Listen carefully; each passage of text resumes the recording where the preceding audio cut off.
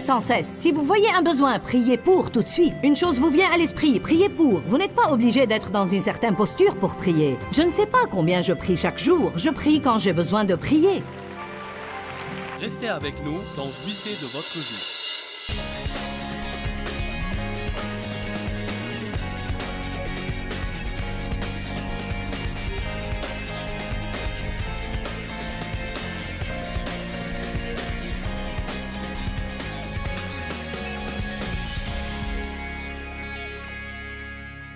Nous devons nous servir de nos esprits. Nos esprits doivent être nourris. Ils sollicitent en fait la connaissance convenable.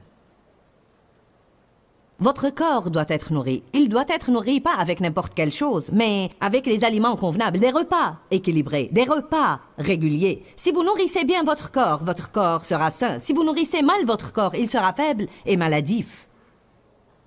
Que vous le sachiez ou non, vos émotions doivent être nourries. Nous avons des besoins émotionnels. Eh bien, comment nourrir nos émotions? Bon, le rire est une des manières de vous aider émotionnellement. Parfois, vous avez besoin de pleurer un bon coup. Et en fait, ça peut vous aider émotionnellement. Parfois, vous avez besoin de sortir et de faire une chose qui vous fait plaisir. Et ça vous aide émotionnellement. Parfois, vous avez besoin d'une bonne étreinte et ça vous aide émotionnellement. Parfois, vous avez besoin d'un compliment ou d'une édification ou d'une exhortation. Et cela peut vous aider émotionnellement. Les hommes font une grande erreur, rien que parce qu'ils sont logiques et pensent que leurs femmes n'ont pas besoin qu'on s'occupe de leurs émotions. Vous avez des émotions, vous aussi. Elles ont besoin d'être ménagées. Vous n'aimez pas l'admettre, vous les hommes, mais elles sont là. Amen. Alors, si mon corps a besoin d'être nourri, et mes pensées ont besoin d'être nourries, et mes émotions ont besoin d'être nourries, pourquoi donc mon esprit n'aurait-il pas besoin d'être nourri? Donc mon esprit a besoin d'être nourri, et nous savons que la parole de Dieu nourrit nos esprits. Ce qui va arriver, c'est que vous allez quitter cette conférence et pour plusieurs jours, vous allez être tellement plus fort spirituellement que peut-être vous ne l'êtes normalement. Je veux dire, vous allez être nettement différent. Vous allez être plus stable, vous allez être plus paisible. Il vous sera plus facile de marcher selon le fruit de l'esprit. Il vous sera plus facile de dire non aux mauvaises choses et oui aux bonnes choses. Vous allez vous sentir plus proche de Dieu. Vous allez avoir un plus grand désir de faire des choses pour les autres. Vous allez penser « Waouh! N'est-ce pas que j'ai eu une percée miraculeuse là-bas? » Savez-vous ce que vous avez eu? Vous avez eu environ 15 heures de la parole si vous étiez là pour toute la conférence. Si vous êtes venu à une seule réunion, alors vous avez eu à peu près 3 heures de la parole. Car vraiment, tout ce que nous faisons là, c'est la parole. Les hymnes sont pleins de la parole. Tout ce que j'incite à faire est plein de la parole. La collecte des offrandes est pleine de la parole. Il s'agit de la parole de Dieu, car Jésus a dit « Mes paroles, elles sont esprit et elles sont vie ». La parole de Dieu, en fait, nous donne la vie et la force. Quand vous êtes dans une ambiance où le Saint-Esprit est en train d'agir, ça nourrit et enrichit votre esprit. Quand vous chantez, ça nourrit votre esprit. Quand vous êtes en compagnie de personnes pieuses, ça nourrit votre esprit. Fréquenter de mauvaises personnes peut vous affaiblir spirituellement. Écouter un tas de commérages et de futilités tout le temps peut vous affaiblir spirituellement. Ne pas écouter ou étudier la parole peut vous affaiblir spirituellement. Je veux vous dire une chose.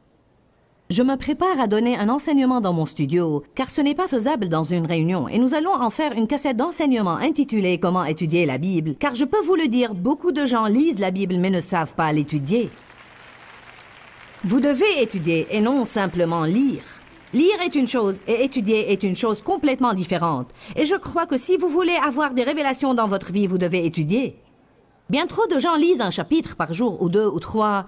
Car vous savez, c'est leur devoir et ils veulent s'assurer de ne pas offenser Dieu. Ils aiment la parole et veulent apprendre la parole. Mais je ne sais pas vraiment combien vous apprenez en lisant. La majorité des personnes, y compris moi, nous pouvons nous asseoir et lire 3 ou 4 chapitres, et puis nous ne pouvons même pas redire 3 choses qu'on a bien compris de ce qu'on vient de lire. Maintenant, je crois que la parole entre en moi, et je crois qu'elle m'aide et qu'elle me nourrit, mais les choses dont je me rappelle sont les choses que j'étudie. Quand je suis en train de lire et que je tombe sur une chose qui m'intéresse vraiment, et j'ouvre ma concordance et je trouve un grand nombre de références sur ce sujet que je peux rechercher, et je les cherche dans le dictionnaire, et puis je les cherche dans un dictionnaire grec, et ensuite je sors peut-être quelques autres livres d'études et je poursuis la chose. Ensuite, savez-vous ce qui arrive? Tout d'un coup, quelque chose qui se trouve là, descend et arrive là, et ensuite c'est comme des images dans l'esprit. C'est comme « Ouais, je le comprends maintenant !» Nous avons une épidémie de chrétiens paresseux, apathiques, qui veulent que tout leur soit donné à la cuillère. Et ce n'est peut-être pas votre cas. Vous n'êtes pas trop paresseux, sinon vous ne seriez pas là. Savez-vous à combien de gens Dieu a dit de venir ici aujourd'hui? Nous n'aurions pas pu nous approcher de ce bâtiment s'ils étaient tous venus. Je vous parie que pour faire venir 8000 personnes à une réunion comme celle-ci, Dieu doit parler à 80 000. Amen. Personne ne peut dire à combien de gens Dieu doit parler pour subventionner un ministère comme le nôtre. Car contre chacun qui envoie une offrande, il y a probablement 10 000 auxquels Dieu a parlé et qui n'ont rien fait à ce propos. Peut-être qu'ils ont eu une bonne intention. Savez-vous quoi? Les bonnes intentions ne sont pas l'obéissance. Les gens ne font pas ce que Dieu leur demande. Ensuite, ils sont faibles et ils ne comprennent pas pourquoi ils sont faibles. Ensuite vient la peur et ils ne peuvent pas lui résister. Viennent les soucis et ils ne peuvent pas leur résister. Ils ne peuvent pas résister à la tentation de se mêler des affaires des autres, ni résister à la tentation de juger et de critiquer quelqu'un d'autre. Vient la dépression et ils ne peuvent pas la combattre. Pourquoi? Non parce qu'ils ne le veulent pas, mais parce qu'ils ne sont pas spirituellement forts pour le faire. Il y a une force qui émane de l'homme intérieur. Je prêche par cette force tout le temps. Je prêche par la force du Saint-Esprit. L'apôtre Paul a dit ça. Et c'est pourquoi ce que je dis, ou n'importe qui d'autre qui prêche par la force du Saint-Esprit, c'est pourquoi ça vous aide et vous édifie tellement. Il ne s'agit pas uniquement de mots, car quelqu'un d'autre peut venir prendre mes notes et essayer de prêcher exactement le même sermon.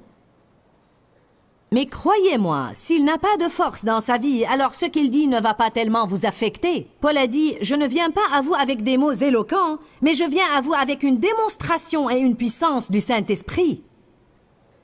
Allez maintenant. Nos louanges et adorations ne sont pas simplement beaux. Ce ne sont pas seulement des musiciens achevés. Je veux dire, il y a une onction sur cette chose. Ça fait du bien de l'écouter et je ne suis pas la seule à le savoir. Je veux dire, ça se voit. Ça ne peut pas venir d'une vie nonchalante et d'une désobéissance à Dieu et d'une absence de la parole. Et ça ne vient pas du fait qu'ils mènent la louange depuis 20 ans. Ça vient parce qu'ils sont en train de nourrir leurs esprits. Amen. Je ne pense pas que j'aurais pu choisir un meilleur message pour clôturer. Parce que vous allez rentrer chez vous, et si vous ne continuez pas à faire ce que je vous dis maintenant, je pourrai revenir dans un mois et vous trouver dans le même état dans lequel vous étiez quand vous êtes venu cette fois. Est-ce que tout le monde m'entend? Je vous dis une chose qui est extrêmement importante. Vous ne pouvez pas vivre dans la conférence, ni vivre dans le séminaire. Mais vous pouvez vivre dans la parole. Vous avez des cassettes d'enseignement, mettez-les et écoutez-les. Si vous sortez pour monter dans votre voiture et vous allez y être pour 1 heure, et vous avez oublié de prendre vos cassettes, et vous savez que c'est un bon moment pour écouter la parole, sortez de la voiture, revenez à la maison, cherchez vos cassettes et sortez de nouveau. N'agissez pas comme si ce n'est pas important. Eh bien, je les ai oubliés, je vais continuer. Continuez à faire quoi? À conduire la voiture avec une tête vide pour que Satan puisse y jeter toutes sortes d'ordures? Vous pouvez conduire pour 1 heure en pensant à tout ce que quelqu'un vous a fait et combien vous êtes exaspéré et combien vous êtes misérable. Mais si vous aviez cette parole dans la voiture, vous auriez été puissant pour pouvoir vaincre ce diable. Vous vous réveillez et vous vous sentez déprimé. Vous prenez cette cassette de louange sur le sang de Jésus. Vous voulez chasser le diable de votre foyer. Écoutez des hymnes sur le sang. Il n'aime pas le sang, il va s'enfuir.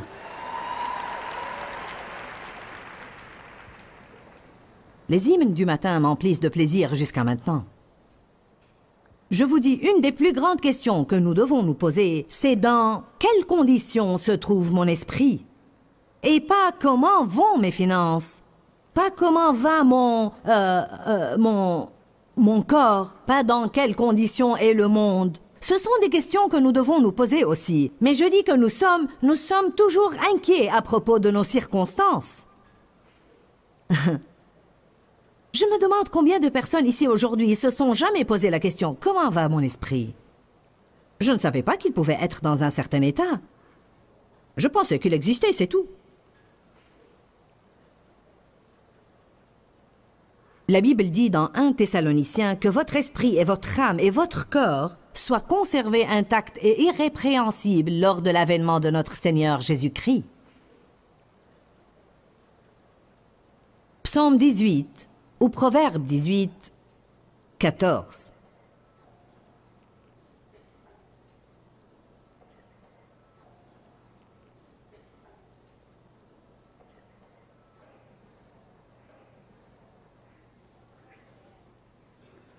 Oh, comme c'est beau, c'est si beau, si beau. Ce que je vous enseigne pourrait être un tournant radical dans votre vie spirituelle si vous saisissez vraiment ce que je dis par l'Esprit.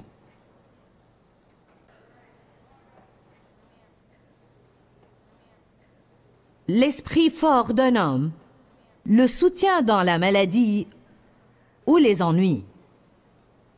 Mais l'esprit abattu est brisé. Qui peut le relever ou le soutenir? Mon Dieu! Qu'est-ce qui vous aide à tenir le coup lors d'une maladie? Un esprit fort. Qu'est-ce qui vous fait marcher selon le fruit de l'esprit lorsque vous avez des problèmes personnels? Un esprit fort. Qu'est-ce qui nous garde sur la voie et dans le ministère lorsque parfois nous avons des problèmes personnels dont nous devons peut-être nous occuper? J'ai appris, il y a longtemps, que je devais me fortifier l'esprit. Une des façons dont vous pouvez garder votre esprit fort est de passer un moment avec Dieu. Un moment privé, personnel, avec Dieu. Je ne pense pas qu'une chose honore Dieu plus que le temps que nous passons avec lui.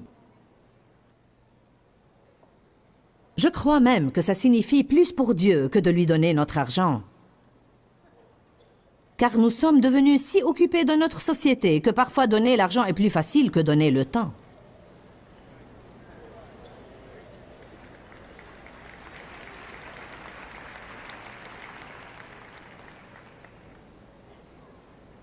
La Bible dit que nous sommes les sarments. Il est le cep et nous sommes les sarments.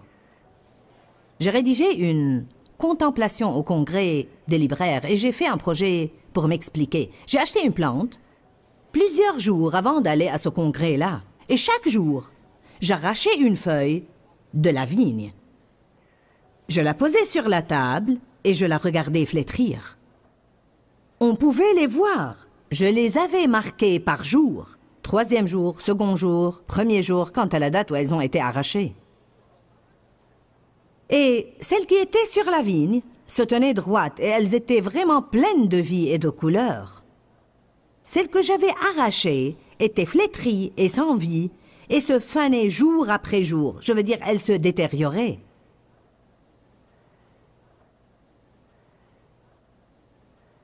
Il est dit dans Jean 15, « Si vous ne demeurez pas dans la vigne, vous allez flétrir. » Vous n'allez pas être fort, vous n'allez pas avoir de vie en vous. Passez du temps avec Dieu pour être des chrétiens puissants. À votre place, si j'allais investir du temps dans ça, je voudrais le faire comme il faut. Si j'étais vous, je ferais la course pour la remporter. Je ne voudrais pas juste courir, mais faire la course pour la remporter. Je disais, si je vais faire ça, si je vais consacrer ma vie à ça, si je vais dire c'est ce que je crois, alors je vais faire la course pour la remporter. Je vais vous dire une chose, si vous allez faire la course pour la remporter, vous allez avoir à supprimer certaines choses de votre vie. Vous allez avoir à dire non à certaines personnes qui ne veulent pas entendre non. Croyez que le diable va sortir sa grosse artillerie s'il pense que vous allez consacrer plus de temps à Dieu. Qu'arriverait-il dans la vie des chrétiens si chaque chrétien consacrait rien qu'1 heure par jour à Dieu? Parmi les 24 heures, ne pouvons-nous pas lui donner 1 heure? Nous donnons une à la télé. Nous donnons une au téléphone.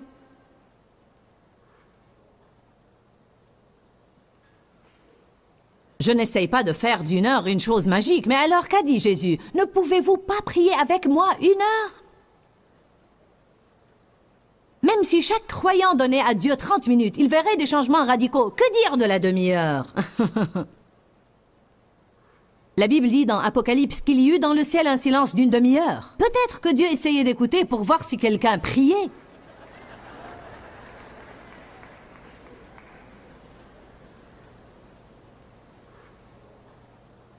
Celui qui demeure sous l'abri du Très-Puissant, qui habite le secret de l'Éternel, reste stable et passe la nuit à l'ombre du Tout-Puissant, dont la puissance aucun ennemi ne peut surmonter. Pourquoi aucun ennemi ne peut vous attaquer et y réussir si vous demeurez dans cet abri? Parce que vous allez être fort dans l'esprit. Je suis forte dans le Seigneur et la force de sa puissance. Je peux le comprendre. J'espère que vous comprenez ce que je dis aujourd'hui. Priez. Priez par l'esprit vous fortifie l'esprit. Priez par le Saint-Esprit vous fortifie. Vous devez prier par l'esprit. Priez quand Dieu vous demande de prier. Ne pensez pas, je vais prier au moment de la prière. Priez sans cesse. Si vous voyez un besoin, priez pour tout de suite. Une chose vous vient à l'esprit, priez pour. Vous n'êtes pas obligé d'être dans une certaine posture pour prier. Je ne sais pas combien je prie chaque jour. Je prie quand j'ai besoin de prier. Mais une chose que j'aime faire, c'est être avec Dieu et ne rien faire. Je pense qu'une des plus grandes erreurs que nous faisons, c'est que nous voulons savoir, lorsque je passe un moment avec Dieu, que suis-je censé faire? Maintenant, écoutez-moi. Vous pouvez lire la Bible, vous pouvez écouter des hymnes, vous pouvez lire un autre livre qui vous aide, mais il y aura peut-être des moments où Dieu voudrait que vous ne fassiez rien, hormis demeurer là. Peut-être que vous allez écrire des choses dans un journal. Peut-être que vous allez pleurer ou rire, je ne sais pas. Dieu pourrait même vous mener à danser. Vous ne pouvez jamais savoir. Une chose est sûre, tout ce que vous faites en privé avec Dieu ne regarde personne hormis vous et lui. Je peux vous dire une chose pour sûre, il ne va jamais raconter vos secrets. Alléluia. Alors vous pouvez agir aussi librement que vous le voulez. Et Dieu va le garder entre vous et lui. Amen. David était si exalté envers Dieu qu'il avait enlevé la plupart de ses vêtements pour danser. Sa femme était si fâchée qu'elle pouvait à peine le supporter. Pourquoi avait-il fait ça? Parce qu'il se sentait radical. Il était exalté dans la joie et l'amour de Dieu. Je veux dire, la puissance de Dieu l'avait vraiment submergé et il ne pouvait pas se contenir. Il était sorti vêtu d'un simple pagne et commençait à mener cette grande foule de gens dans la rue. Je ne suggère pas ça, mais... si c'est ce que l'Esprit vous guide à faire, il va alors vous protéger.